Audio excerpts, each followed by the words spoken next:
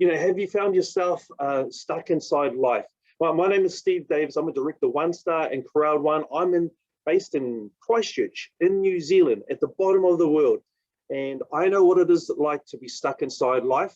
And I'm pretty sure that you do too. In 50 years of living, there's a lot of things that I've been through. I found myself in my mid-40s, came home from work one day. I was policing at the time, came home during that 10-hour shift or so. My wife had left, taken half the things and the kids. So that was the end. That was the start of my coming home one day. And very quickly, I found myself back at home. I had to sell our home. $500,000 worth of assets went out the door. And I found myself in a very humbling, sad, numbing state back in the room that I'd grown up with my mother and my father. So, in your mid-40s, it caused me to stop in my tracks for 2 to 3 years as I worked out who I was, where I was going, and if I still could build a life for my future. And, sometimes when we don't listen, like I hadn't, to clues, life gives us clues to deal with different parts of our life, then we end up in a situation that's not desirable. But if we're open to changing and moving forward in life, then, it's worth it. And that's what I found. During the hardest time, I found out more of who I am and what I needed to deal with so that I could move forward again. So I was stuck, and I learned to flip the script. I learned to not blame others. I learned that, I used to think prior to my greatest crisis in life that, I was owed a favor. Why me? It's unfair.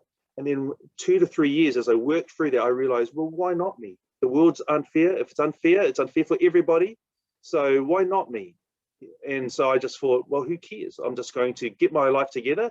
If it's meant to be, it depends on me. I believe in God with all my heart, but I will work all my heart and all my life myself. So depend on God, like it totally depends on him, but also work hard like it depends on you too. That way you've got a great balance. So I flipped the script on my life, and I realized, one of the realizations was I could work online. And I thought, well, I'm going to do my best to find out more about this. Failed once, failed twice, third time mildly successful. Then Crowd One came along in my 49th year, and so thankful that it made me a 6-figure earner for the first time in my entire life. Flip the script on your life. What does this represent? When you think about this, you look at this, do you think about what in your life? Do you think about, it's me trying to get fit, or you see someone else trying to get fit? Well, when I think about this, it reminds me of, yes, that, but also of New Year's resolutions. And there's so many people, you can say millions, perhaps billions in the world, that, hey, I'm going to be fit this year. I'm going to go and get a new job. I'm going to be a more loving person in my friends and to my spouse, to I'm going to be more successful. I'm going to move up the career ladder. You name it, whatever resolution that you come up with, that's it. How faithful or how dedicated are most people to their New Year's resolution? You'll see that there'll be so many people, like just in the fitness area alone, you could have 100% going, yeah, I will do it. And then March, April, then there's like 20%, something like that. So most people weighing off, the motivation goes. So it's not just about the motivation, it's also about the dedication and the stamina to keep on going to the end, right? So motivation starts it off, but it's actually the determination, the stamina to keep on going right through to end, to see your goal out, whatever it may be. So I love to share from Peter Jacobson, because he's got so amazing things that he shares from his own personal experience. So why do people don't succeed? Like, for example, New Year's resolutions, when it's so easy to do, like Crowd One, it's where Darren was talking a bit earlier, saying, it ticked all the boxes, and it's so easy to do compared to a 9-to-5 job, compared to previous MLM. Well, here's a reason. It's because it's easy not to. It's easy not to plug into the new way of doing things with Crowd One. It's easy not to go into the back office. It's easy not to plug onto online Zooms. It's easy not to go to events. It's, you know, it's more easy. We're into habits that would normally have us sitting in front of TV, having microwave dinners, you know, purchasing online and letting it turn up at our door. It's so easy to do, but it's also so easy not to.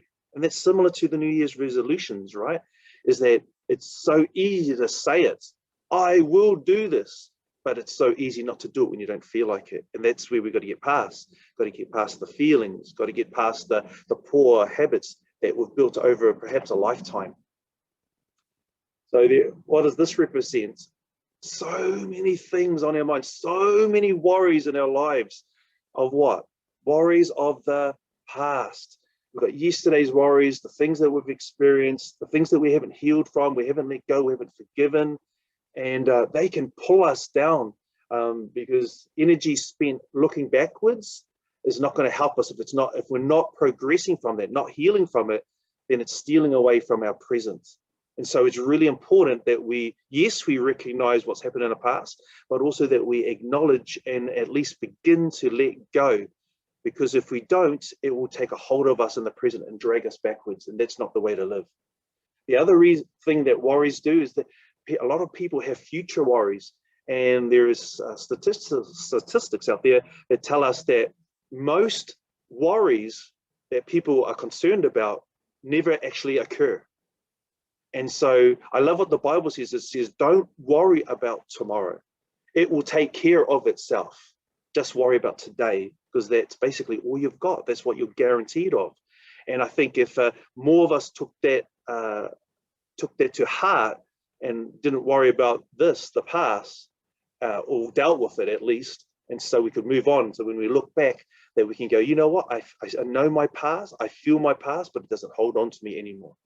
I'll work through it. And we don't worry about the future because we can't deal to that, because we can't actually control it except for what we do now. So if you want to have a better future, what have you got to do? What have I got to do?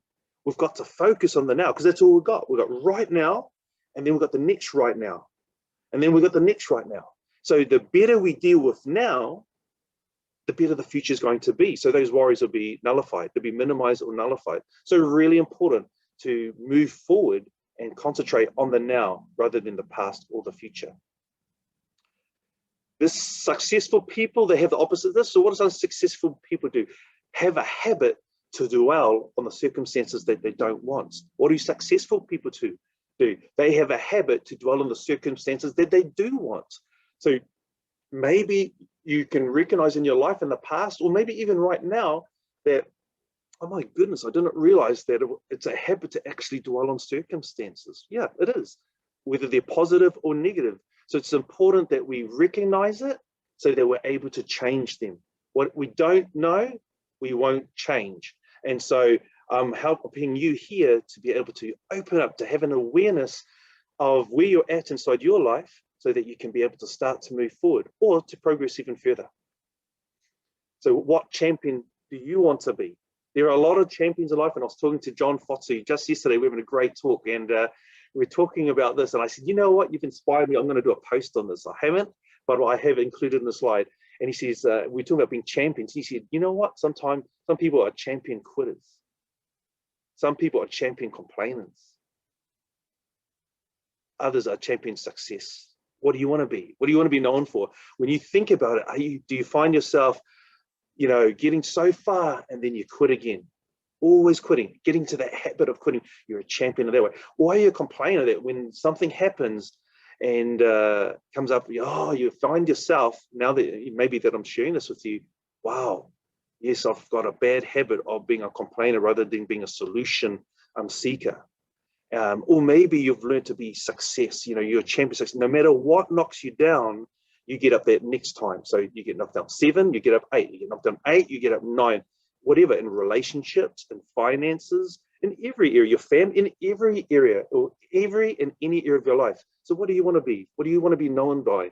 When they look at you, when they hear you, when they feel you, when they see you, what are you looked at? What do you think they see inside? See that? The main thing is you need to see yourself. Are you a quitter, complainer, success, or something else? And once, if you're able to see that for yourself, others will be able to see that too. So you need to flip the script. I, you, and what does that mean? That means to reverse the usual existing positions in the situation and do something unexpected or revolutionary. You know, for me, for example, I came through that first year of crowd. Super successful, really amazed for the first time. It just blew my mind away and my finances away and everything. But you know, as I came into the second, everyone worldwide, you know, there were went through this lull inside for a few months, and it was about, okay, what do I need to do? Not what others need. What do I need to do to change things up for me? So you know what I did? I did something revolutionary for me. And that is, I went to Dubai. I was one of the few people who were less than 1% of the world traveling. And I went with two others, John and Tina Fotu. We knew there was a cost. We knew that it was going to cost financially and it was also going to cost time-wise in terms of isolation. But we just believed that this was going to help us to get to the next level, and it has. We were talking, me and John, yesterday about how we can share this experience with others, and we can't totally do that. You know why? Because when you're part of something, it produces a furnace inside, and you can't share a furnace with someone else. You can share parts of it. You know, you can, by testifying of it, by recording it, showing pictures, and many of you that are watching this have seen pictures, videos, heard us, seen us, and you can feel and sense that furnace that is coming up from us.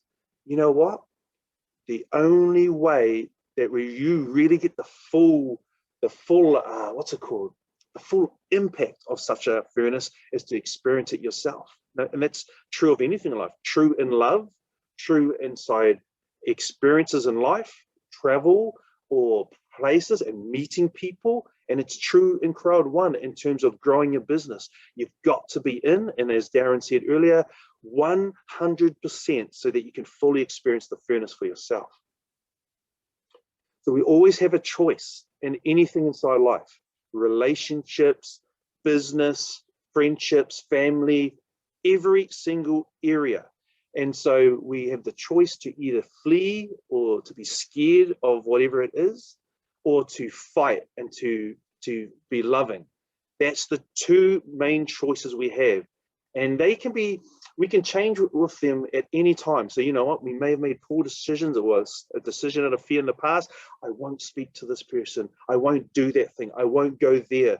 You know, those sort of things.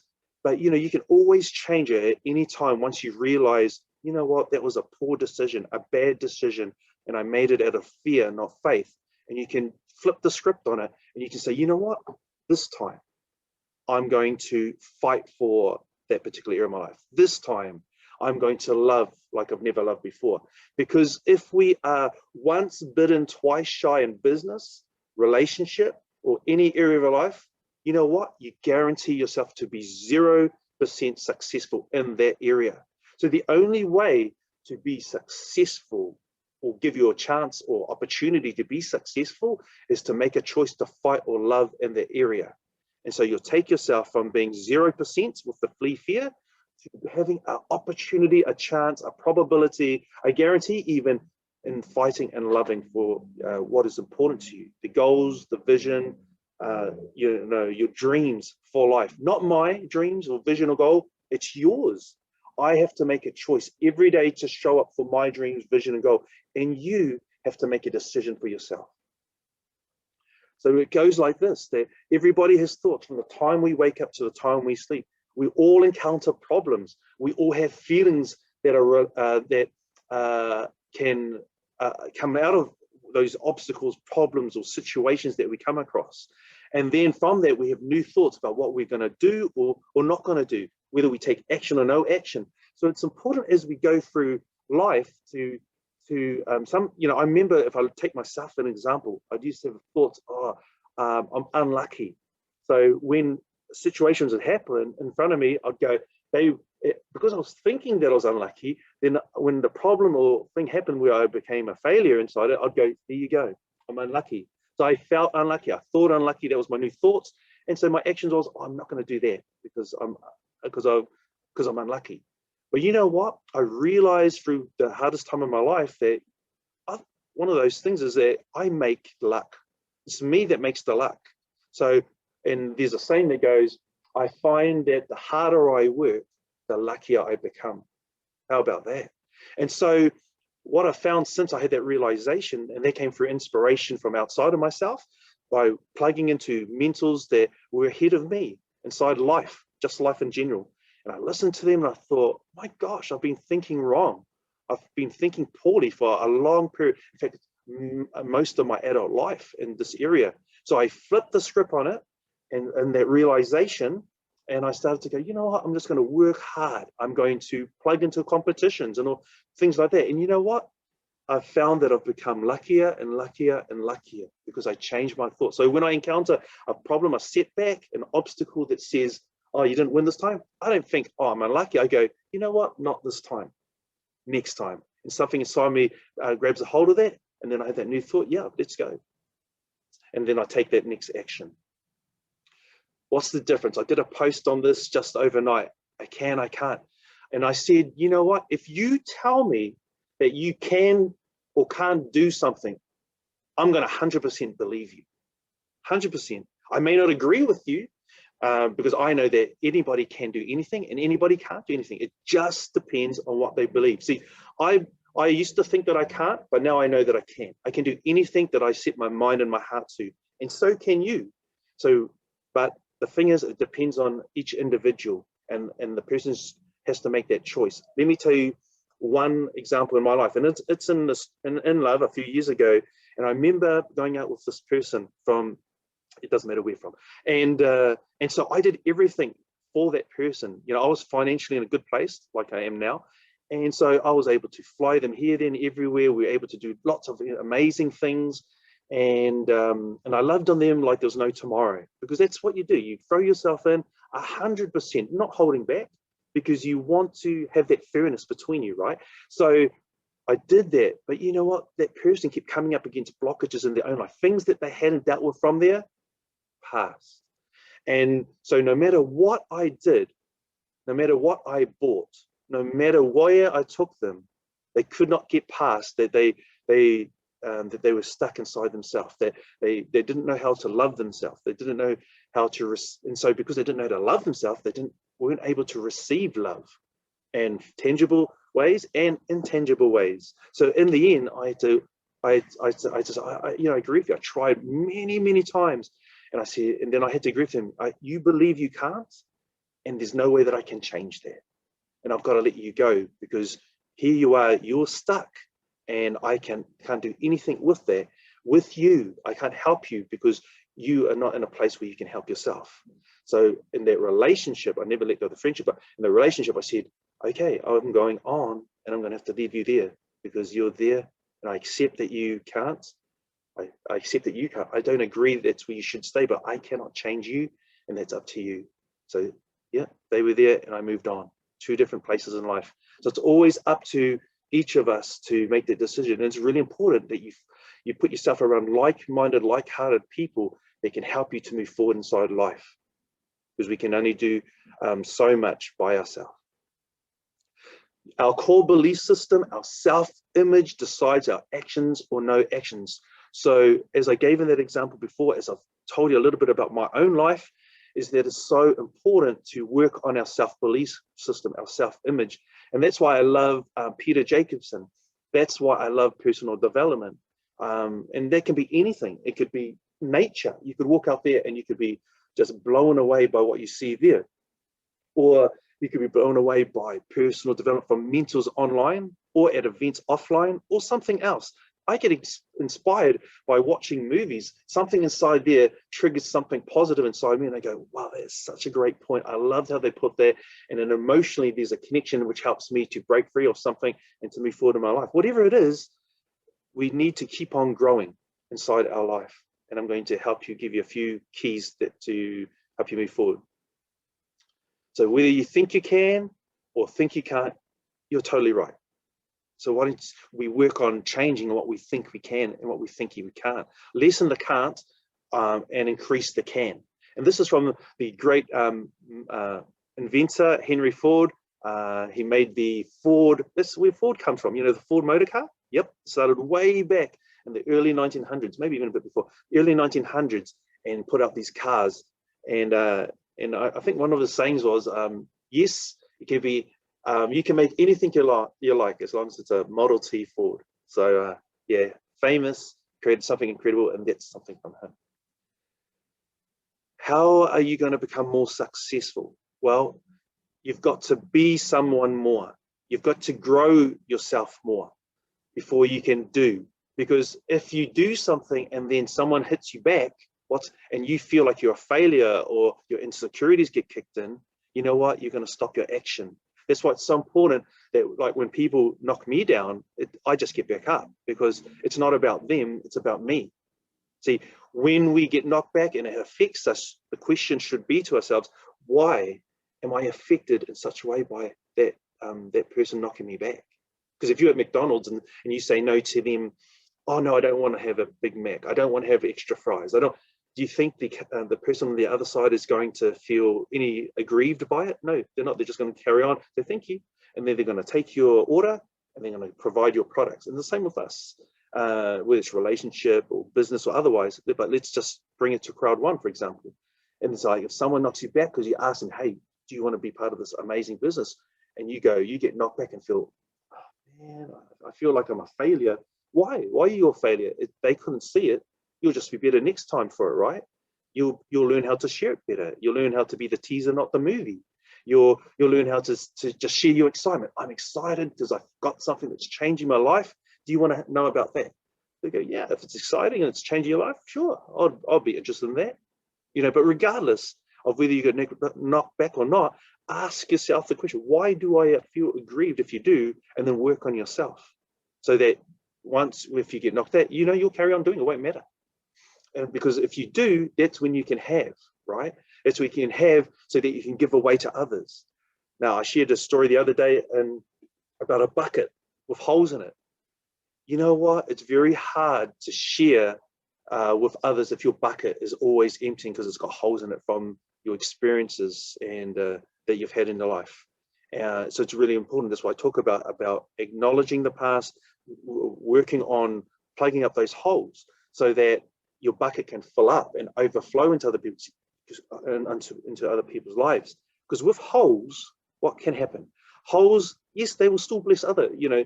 As you fill yourself up with personal development or whatever it is, then those holes will still leak into other people's lives. And that's fine. That'll still provide love and positive fruitfulness.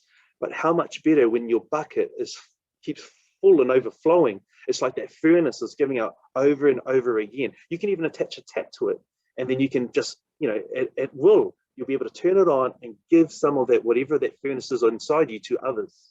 You can get a cup and you can scoop it from the top because you've got so much to give to others. But if you've got to keep on filling your bucket, that means you've got to keep on pausing, stopping, going, finding something here, then everywhere to keep on filling that bucket that's got holes in it. It's better to plug a hole a day or a hole a week or a hole a month or a hole a year, so that you will have more to fill over time rather than less. What's one way that you can help to do that? Well, it's to plug in. It's to plug into things and people all around you, experiences in life, anything that's going to help you to move from where you are to where you want to be. Because by yourself, like I said earlier, that if you find yourself the most inspirational, experienced person in the crowd of people that you're with, then you know what? That's as far as you go. And when you get low, what will happen? Right? Be alone. Be demotivated. You'll be off the grid. And so by plugging in to those people that are more experienced, got motivation, life itself, then it's going to help you to get outside of yourself. And how many testimonies are there? Say, I'm glad I plugged in today, because today I wasn't feeling so great, but by listening or listening or seeing, whatever you did, it's like it just took me out of where I was at. And thank you for moving forward in life. I want to share about the 4 competencies. And I learned about this decades ago as a young man in my 20s. And they've got big words, right? So I don't usually share the big words, but it's so amazing to see how we can go from poor habits or a bad way of living to to really great habits. And it starts with this area on the top left-hand side. It's called unconscious incompetence. And that's where, you know, you're not just aware of how you're living your life, or that, you know, that you've got bad habits. And so when you're living that sort of life, you just keep living it because no one's ever told you, you don't know any better. But the great thing is when you become aware. That's the second one.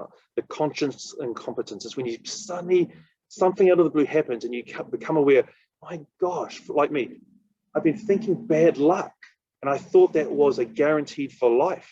It's not. Oh, wow. So, okay, so this happens, I've got bad luck. Now I can actually do something about it. Then you move up to the next category, which is the green, the conscious competence. Okay, what can I do about it? Okay, I'm going to learn. I'm going to plug in to people and places that are more where I can find inspiration. And so I start to take myself from that bad habit of feeling unlucky inside life, or unlucky in relationships, or unlucky in whatever area, and then I'm able to move to the conscience and able to go, there, success, and then fail, and then success again, and then success, and then fail, and then success, success, success. And then if you do it often enough, what happens? It becomes into the blue area, the unconscious competence. See, now I don't believe I'm unlucky. I believe I make my luck. And so now it's an automatic skill, it's an automatic habit. It's something which has become a part of my life. So it's wonderful to have aha moments because it starts the process of moving from unconscious incompetence to being conscious of it, to going, yeah, man, I realize there's a deficiency here, to going, now I can work on it, be conscious of it and become competent. And if I do it often enough, I become unconscious competent. It becomes a part of my life and I'm better off for it. How about that? So are you stuck? Do you recognize your journey from the past? Do you see yourself where you are at now? And I hope that you feel that you've got at least one or two things that have either helped you realize where you are at, maybe for the first time, the aha moment, and hopefully one or two things that's going to help you to move from that place to where you want to be in relationships, in family, inside business, and in life itself. So thank you very much, and I'll see you in the next video.